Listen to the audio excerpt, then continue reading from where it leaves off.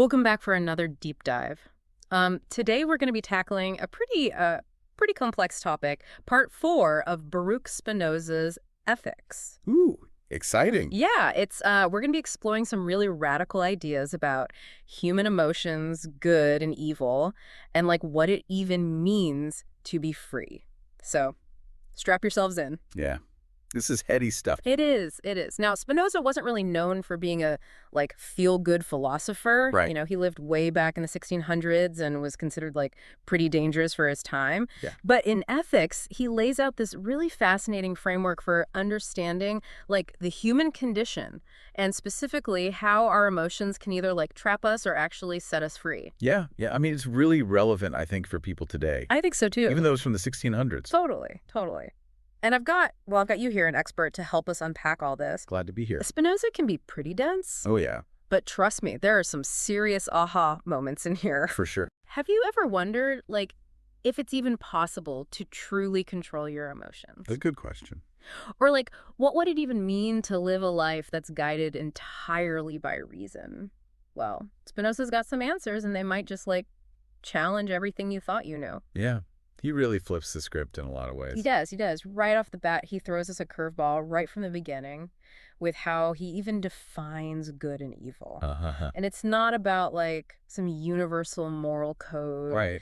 Or like a list of commandments or anything. He says that good is whatever helps us understand. Okay. And evil is whatever hinders that understanding. So it's all about increasing our power to, like, act in alignment with our own nature, not like some external rules. Yeah, I mean, this is where he really, like, breaks from traditional ethics, you know? Yeah. He's not interested in, like, judging actions as, like, inherently right or wrong. Right. It's more about, like, does this action help me to, like, grasp the world more clearly, or does it, like, cloud my judgment? Oh, interesting. Yeah. So it's not even about being a good person in the, like, conventional sense. Right. It's about understanding what truly serves our own growth and power. So, like, think about how that might change your perspective on everyday choices. Yeah. Like, literally what you eat, Yeah. how you react to stress, even who you choose to spend time with, you know? Yeah. Now, this is where Spinoza's ideas start to get really challenging. And, I mean, let's be honest, kind of unsettling. He argues that most of us are actually living in a state of what he calls bondage. Oh. Yeah. Essentially, we're slaves to our passions. Okay. So, like, think about it. How many times have you, like, known the quote-unquote right thing to do? Like, maybe eating healthy, going to bed early, but then you end up giving into that, like, craving for junk food or staying up late, scrolling through social media. That's Spinoza's bondage in action. I mean, we've all been there. Right. We've all been there. Yeah. So Spinoza's saying that these passions arise from things outside of ourselves, things that we react to without even realizing it. And here's the kicker. He doesn't see us as being separate from nature. He sees us as part of nature. So just like a plant responding to sunlight, we're subject to those laws of nature, Right. including the power of those external things over us. Makes sense. Okay, so I don't know about you, but I'm starting to feel a little trapped here. Yeah. If we're all just puppets of our passions and these external forces, is there any hope for us to actually, like, make free choices? Good question, yeah. So this is where Spinoza introduces this concept of the free man. And this isn't like some superhero or anything. It's someone who lives according to reason. They're not driven by those, like, fleeting emotions. They've mastered their domain. Right. But how do we even begin to break free from this bondage? I mean, where do we even start? Yeah. Well, for Spinoza, the key to freedom lies in understanding. So the more we understand ourselves and the world around us, the less we're swayed by those, like, external forces, right? It's kind of like seeing the strings on the puppet and realizing, oh, I can cut these. Yeah. You know? Oh, that's a good way to put it. I Yeah. like that. So it's a journey. It's Definitely a process, right? Uh-huh. We start by, like, recognizing those moments where our passions are, like, calling the shots. Like, maybe it's that urge to, like, argue with someone online or that craving for a sugary treat. Yeah. And then we can start asking ourselves, what's really driving this? Is this truly serving me? Or am I just, like, reacting to something outside of myself? Totally. So, you know, all of this might sound a bit abstract. So let's get into, like, some specifics. Spinoza had some seriously thought-provoking things to say about like individual emotions. And I'm not gonna lie, some of them might make you raise an eyebrow. Right. For example, let's talk about pity. Okay. We often view pity as like a good thing, a sign of empathy. But Spinoza just throws down the gauntlet Oh, boy. and says pity is useless. Whoa. Yeah. Hot take. It's a hot take. Yeah. Right. So what's going on here? Yeah, so what's fascinating here is that he's not saying we shouldn't help those in need, but he believes that true compassion comes from a place of understanding, not just being swayed by emotions. So if our actions are motivated by pity, we're essentially like letting someone else's emotions control us rather than acting from our own like reasoned judgment. That's interesting. So imagine this. You see someone who's struggling, and instead of getting swept up in that feeling of pity, you take a step back. You say, okay, what's the most effective way to help this person? What resources are available? What actions will actually empower them rather than just making me feel good about myself? So, that's not to say that our emotions are irrelevant, but Spinoza wants us to like examine them critically, to understand their root causes, and to see how they might be like clouding our judgment. And this leads us to another emotion that Spinoza had some strong opinions about hatred. And he saw hatred as always bad, no exceptions.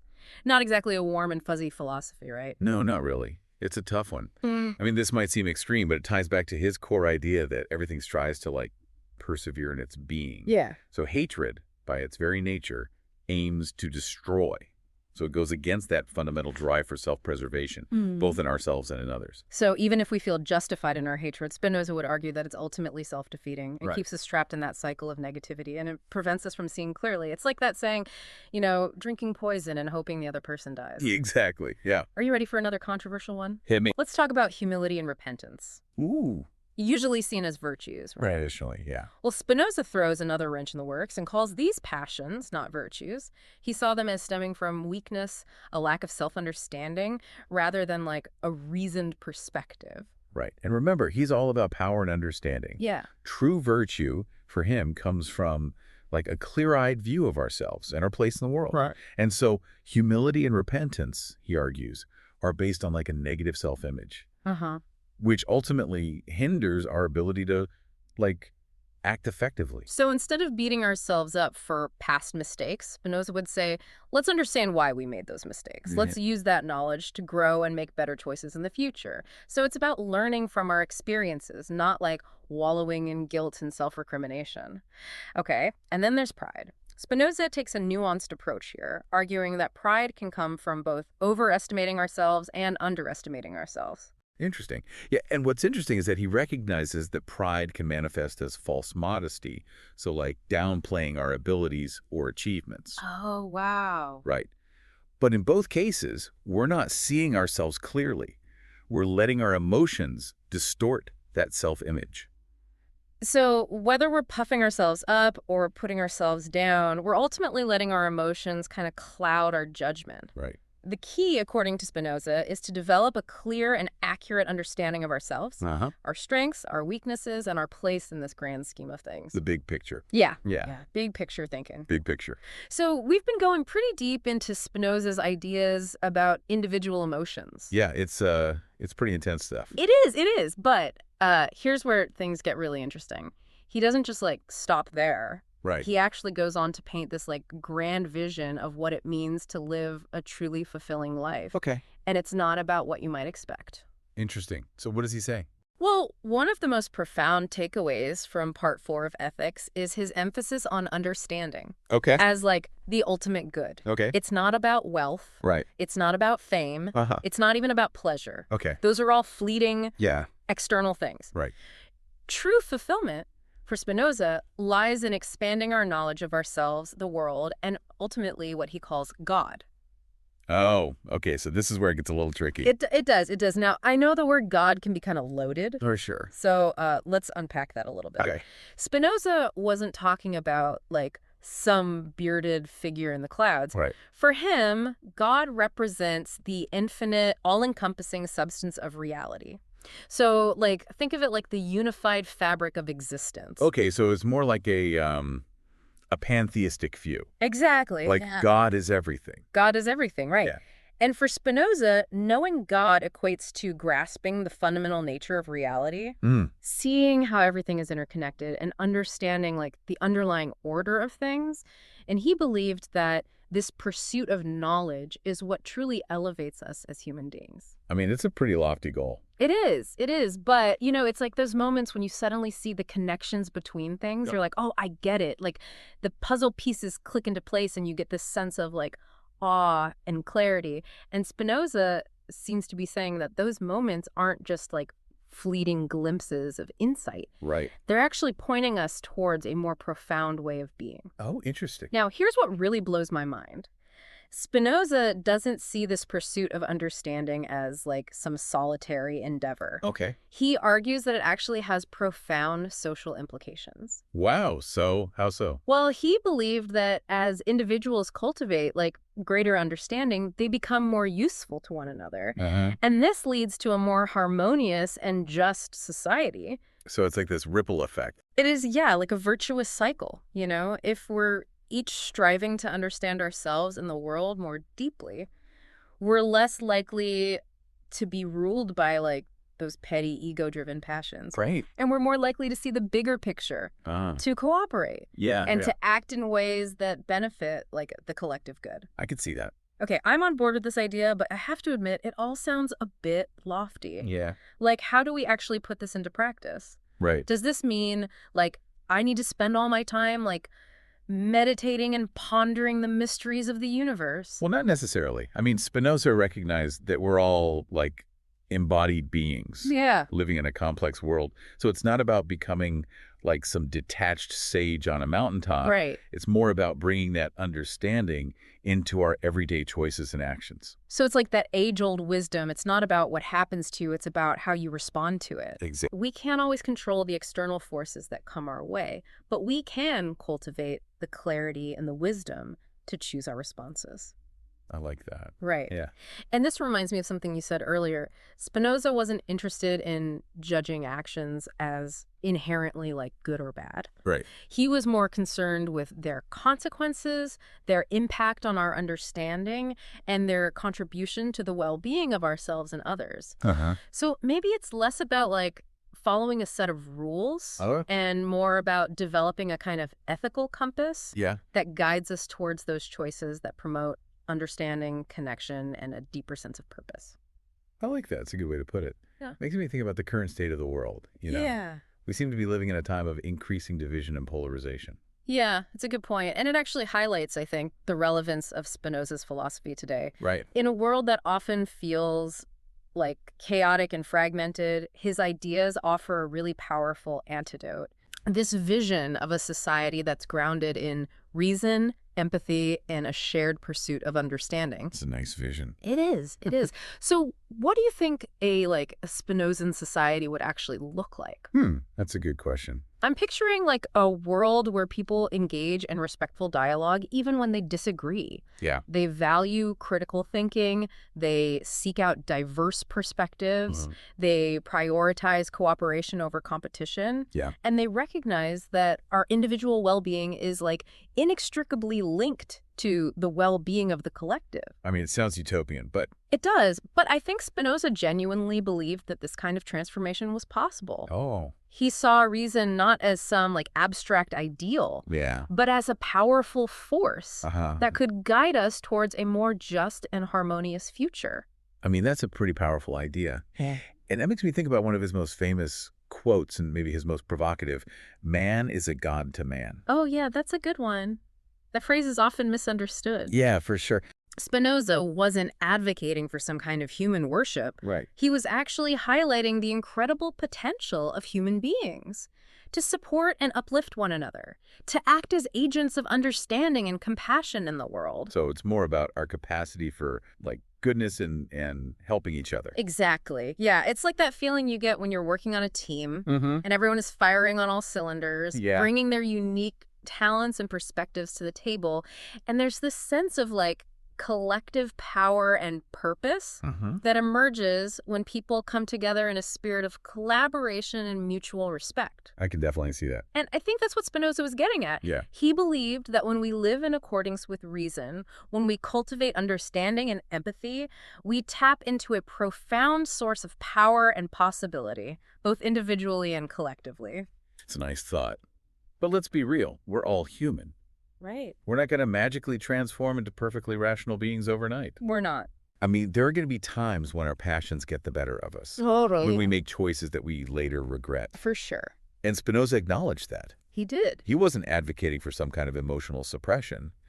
He recognized that emotions are an integral part of the human experience. So it's not about becoming like some kind of Spock-like figure devoid of all feeling. Right. It's more about learning to understand and manage our emotions, to use our reason as a guide rather than letting our passions run the show.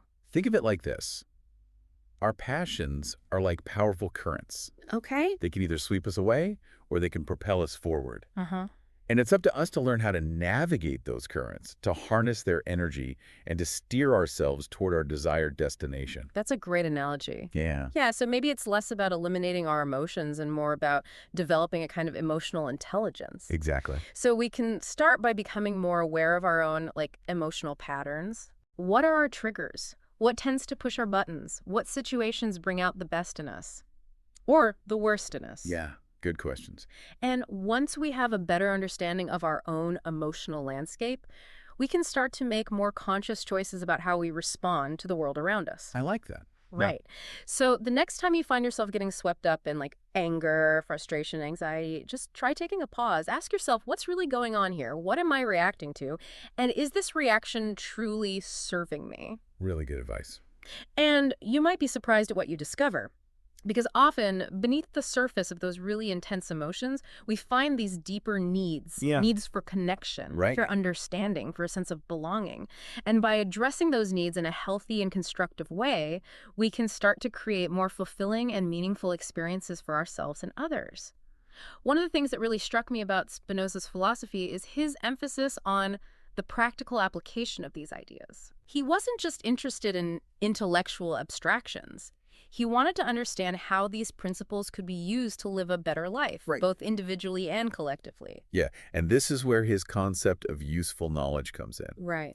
Spinoza believed that knowledge is most valuable when it's applied, Mm-hmm. when it helps us to navigate the world more effectively and to create a more just and harmonious society. So it's not about accumulating knowledge for knowledge's sake. Right. It's about using that knowledge to make better choices, to solve problems, and to create a more fulfilling and meaningful life for ourselves and others. It's like learning a new skill, Yeah. like playing a musical instrument or speaking a foreign language. The real joy comes from using that skill, from expressing ourselves creatively, from connecting with others in new and meaningful ways. And I think that same principle applies to our understanding of Spinoza's philosophy. Oh, interesting. The real power of his ideas lies in their application and how they can help us to navigate the complexities of life, to make sense of our emotions, and to create a world that's more aligned with our deepest values and aspirations. And this brings us to another really fascinating aspect of Spinoza's thought, and that is his belief that true virtue is not about following a set of rigid rules, but about pursuing what is truly useful, and not in a selfish or ego-driven way. Right. So what does he mean by useful? Well, Spinoza argued that the more we understand, the more we realize that what is truly beneficial for us is also beneficial for others. Okay, so it's like this enlightened self-interest. It is, yeah. It's not about some kind of self-sacrificing altruism. It's about recognizing that our well-being is interconnected, that we thrive when others thrive. And it's about creating a world where everyone has the opportunity to flourish and to reach their full potential. I mean, it might sound idealistic, but It does, but I think it's a vision worth striving for. And Spinoza's philosophy offers a pretty compelling roadmap for how we might get there. so how do we do that? Where do we start? By cultivating understanding, by questioning our assumptions, and by choosing reason over reactivity, we can start to create a world that is more just, more compassionate, and more aligned with our deepest human values.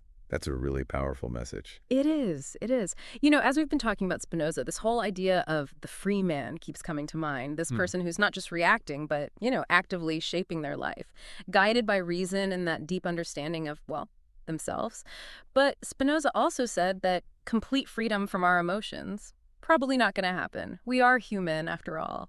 So what does it even look like to strive for that kind of freedom in a world that's constantly, pulling us in different directions? Yeah, that's the million-dollar question, isn't it? Yeah. I think Spinoza would probably say it's less about like detaching from our emotions completely and more about, getting them, understanding their power, their influence, and learning to use them in a way that fits, well, with who we want to be and what we want to do. Okay, so not becoming some emotionless robot. Got it. More like what? Developing that emotional intelligence, being able to see our feelings, get where they're coming from, and then choose how we react. Exactly. And that takes self-awareness, being willing to really look at how we think, how we act, catching ourselves when we're just reacting, on autopilot, and then taking that breath, that pause, and asking, hold on, is this really how I want to handle this? Is this the best me? It's like stepping off that autopilot mode and actually making a choice. So we're not just reacting out of habit. Right, exactly. And look, it's a journey. Nobody's perfect at this. There are going to be times when you slip back into old ways, emotions take over. But the important thing is, don't beat yourself up. Learn from it.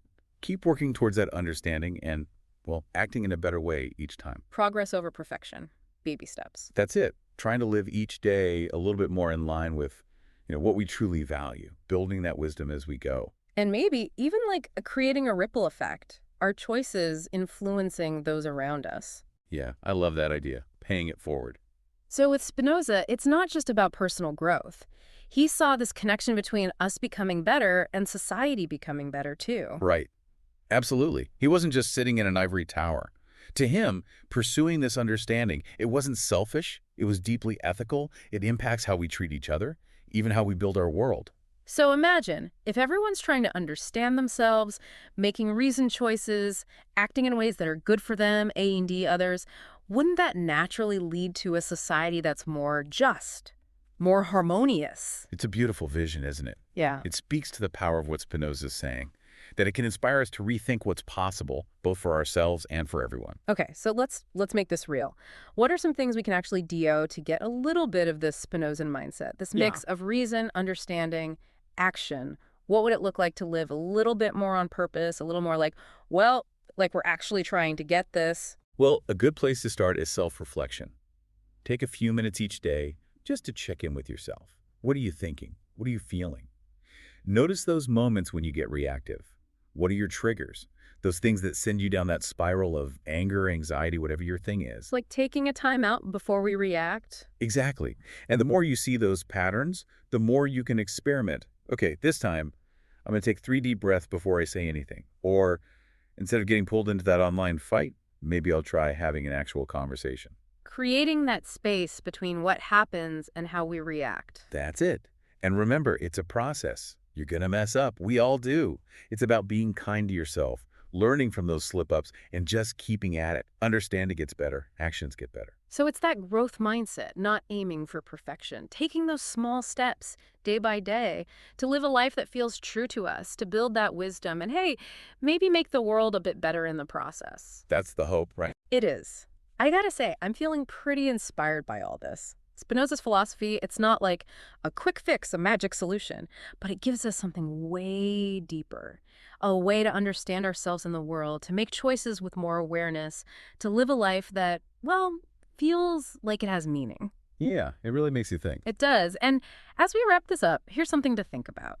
Spinoza believed that real joy, real freedom, comes when we're in sync with, the whole universe, when we get our place in all of it, and when we're doing things that are good for everyone, not just ourselves. So as you go about your day, think, what choices am I making that show? I get that. How can I bring a little more reason, a little more kindness, a little more of that Spinozan wisdom to the people I meet and, well, to the world itself? Who knows? Maybe you'll find that trying to understand isn't just some philosophy thing. It's actually a way to live a life that's more fulfilling, has more meaning, and yes, even more joy. That's a great way to end it. Thanks for diving up with us. We'll see you next time.